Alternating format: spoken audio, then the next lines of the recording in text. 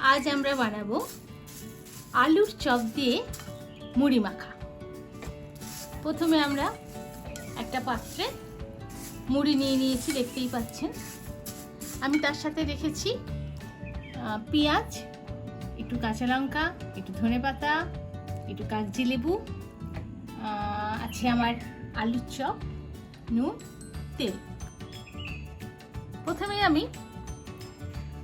পেঁয়াজটাকে ছোট ছোট করে কুচি করে নেব।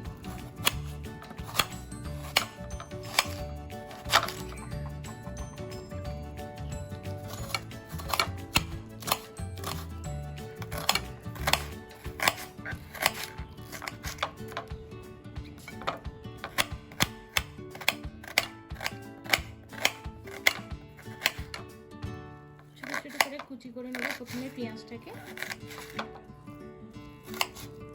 কারণ মুড়ি মাখাতে খুব বড় কুচি পেঁয়াজ ঠিক ভালো লাগে না। আমি এখানে 4 জনের মতো মুড়ি মাখা করছি, তাতে আমি দুটো পেঁয়াজ, মাঝারি সাইজের দুটো পেঁয়াজ নিয়েছি। লঙ্কাটা আপনারা যে যেমন ঝাল খান সেরকম প্রয়োজন মতো দেবেন। এক আটি ধনেপাতা হলেই চলবে, আর একটা কাগজি লেবু।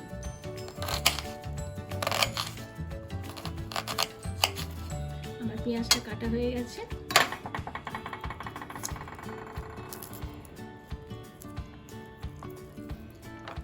আমি এবার পেঁয়াজটাকে প্রথমে মুড়িটার উপরে দিয়ে দিচ্ছি।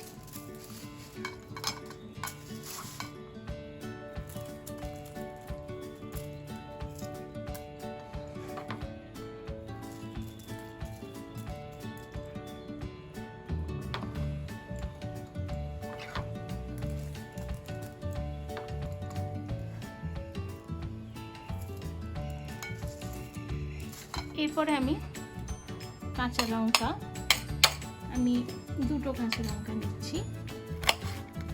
যারা একদমই ঝাল খেতে পারেন না তারা একটা নেবেন, কি নাও দিতে পারেন, কিন্তু না দিলে একটু স্মেলটা আসবে না, ওই জন্য আপনাদের একটু কাঁচা লঙ্কাটা দিলে ভালো স্মেলটা পাবেন। এরপর আমি ধনে পাতাটা একটু কুচিয়ে নেব ছোট ছোট করে।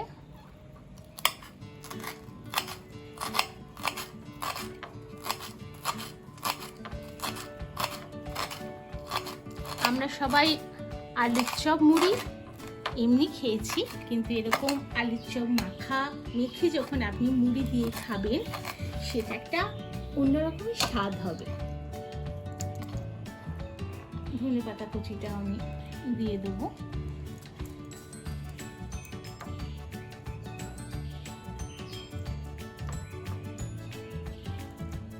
লেবুটা আমি একদম শেষে দেবো।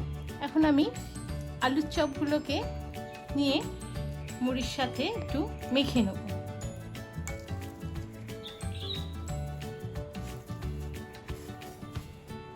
গোটা আলুর চপ নিয়ে আলুর চপটাকে আমি একটু মেখে দেব।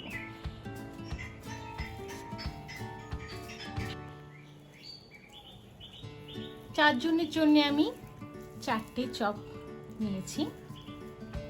4টি চপই সাফিসিয়েন্ট 4 জনের পক্ষে।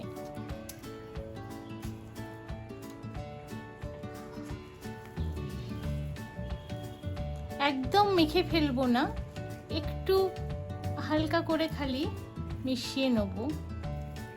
একদম মেখে ফেললে কি হবে, মুড়িটা যেটা আছে ওটা ভীষণ নরম হয়ে যাবে, তখন অতটা আর খেতে ভালো লাগবে না। সেই জন্য আমি হালকা করে এটাকে ছিঁড়ে মিশিয়ে দিচ্ছি।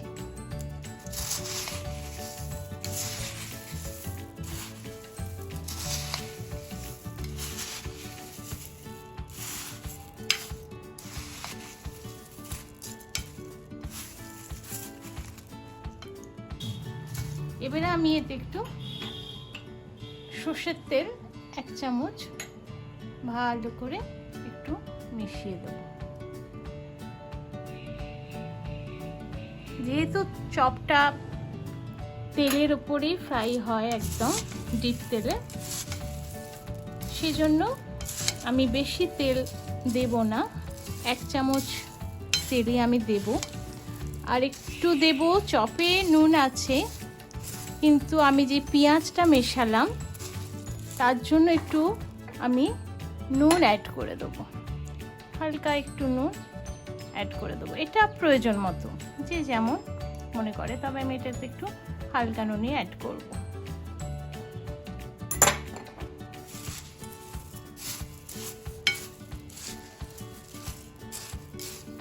একদম শেষে দেব আমি লেবুটা, কারণ লেবু যদি আমি আগে থেকে দিয়ে দিই না, লেবুর একটা তিতো ভাব চলে আসে, আমি যদি প্রথমে দিয়ে দিই এটা, ওই জন্য লেবুটা আমি একদম শেষে দিচ্ছি। আমি লেবুটা কেটে নিচ্ছি।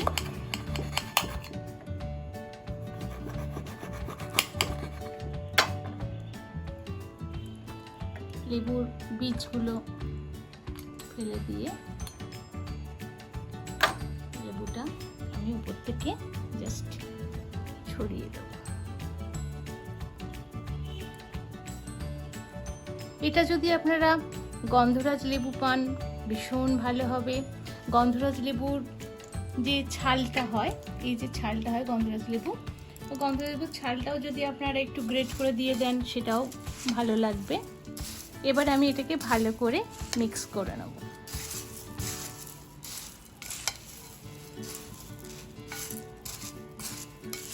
ভীষণ সুন্দর একটা গন্ধ বেরোচ্ছে লেবুটা মেশানোর পরে, একদম ঝালমুড়ির মতো গন্ধ, অথচ আমি এটা বানিয়েছি আমার ঘরে আলুর চপ দিয়ে। রেডি আমার আলুর চপ দিয়ে মাখা মুড়ি।